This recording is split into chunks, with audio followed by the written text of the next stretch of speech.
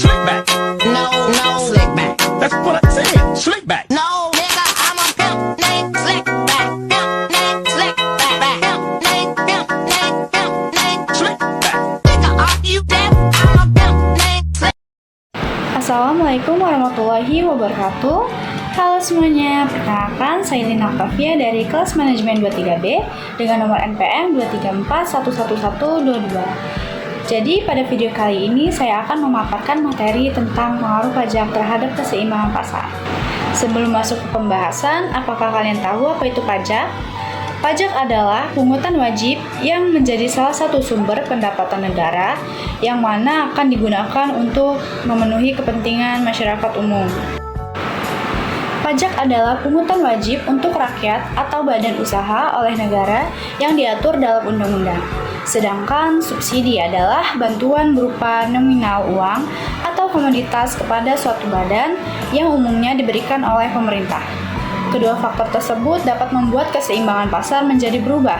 Pengaruh pajak dan subsidi terhadap keseimbangan pasar dapat membuat harga pasar atau jumlahnya akan berubah.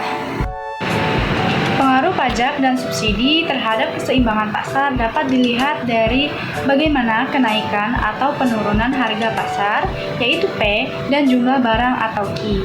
Beban pajak secara umum akan menaikkan harga pasar dan menurunkan jumlah keseimbangan, sedangkan pemberian subsidi akan menurunkan harga pasar dan menaikkan jumlah keseimbangan.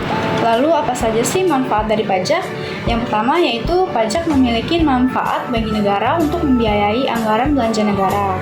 Kemudian pajak juga bermanfaat untuk membiayai pengeluaran reproduktif yang berdampak langsung pada masyarakat. Misalnya, subsidi usaha atau program pengairan sawah. Pajak juga bermanfaat dalam membiayai pengeluaran tidak produktif seperti infrastruktur, lingkungan hidup, budaya, pemilu, ataupun keamanan negara.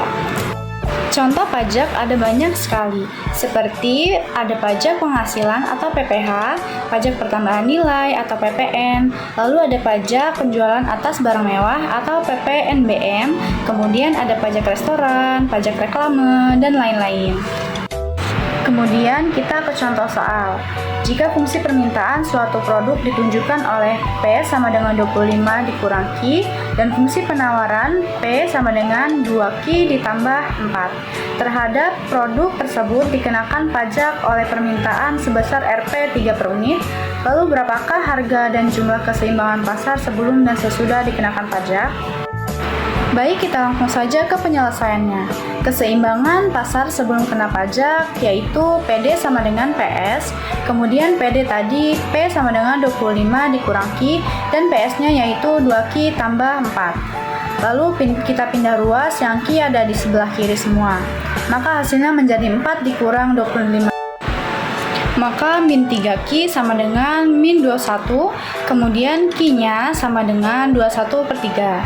Karena nilai Q-nya sama dengan 7, maka substitusikan nilai Q pada salah satu fungsi persamaan di atas, sehingga Pi sama dengan 2Q dikurang 4, lalu 7 dikali 2 ditambah 4 sama dengan 14 ditambah 4, maka hasilnya menjadi 18. Kemudian kita hitung keseimbangan pasar setelah pajak. PD-nya min Q, min 2Q, dan PST-nya 4 ditambah 3, min 25. Kemudian kita cari keseimbangan pajaknya dengan cara yang sama, yaitu PD sama dengan PS, min 3Q sama dengan min 18, Q-nya sama dengan 6. Karena nilai Q-nya sama dengan 6, maka substitusikan nilai Q pada salah satu fungsi persamaan di atas, sehingga PT-nya sama dengan 2Q ditambah 4, ditambah 3, lalu 6 dikali 2 ditambah 4 ditambah 3, maka menjadi 12 ditambah 4 ditambah 3, maka hasilnya menjadi 19. Nah, demikianlah materi yang dapat saya